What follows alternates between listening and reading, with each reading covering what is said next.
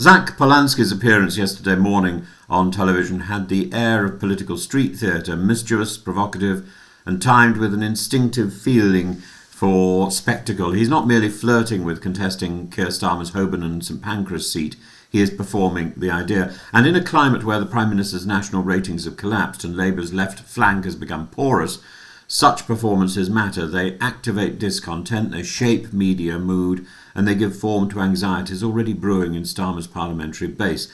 Polanski's central message was simple. The Greens have momentum, Starmer doesn't.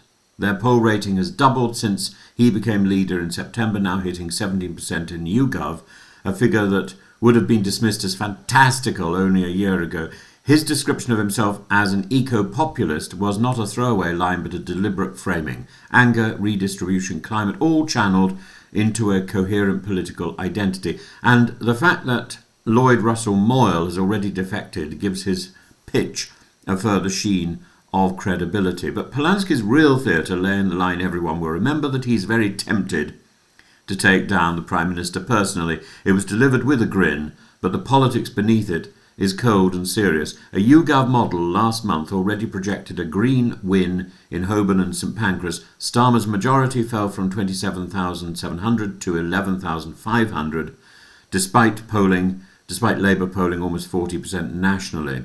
His personal base is soft, brittle and acutely vulnerable to a left-wing tactical insurgency driven by Gaza, austerity anxieties and a growing perception that Reeves is anchored too firmly in fiscal orthodoxy. And Polanski knows perfectly well that his threat matters even if he never stands. The symbolism alone unsettles Labour. It conjures a vision of a Prime Minister fighting for his seat, firefighting on two political fronts while his authority ebbs away. Here, the Workers' Party of Britain enters the stage as the second troop of this improvised farce. George Galloway's outfit also wants to contest Starmer's and Wes Streeting's seats, not because they expect victory, but because humiliation is the currency in which these groups trade.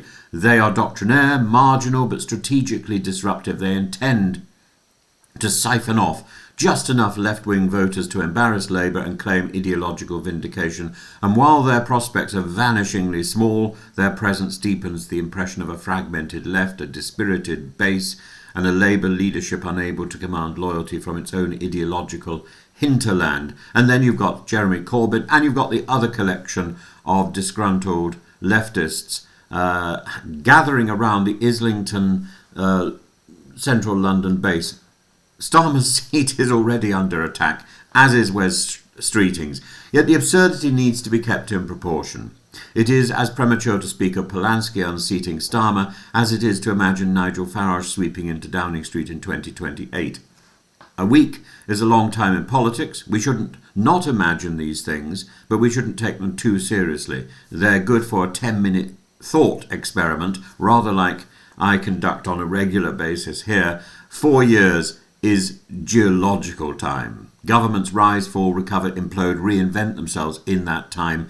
Polls this far out have the shelf life of ripe fruit, and voters are capricious. But theatrical politics has its own gravity as well. What Polanski accomplished on Sunday morning was not a policy intervention, but a reframing of the political landscape.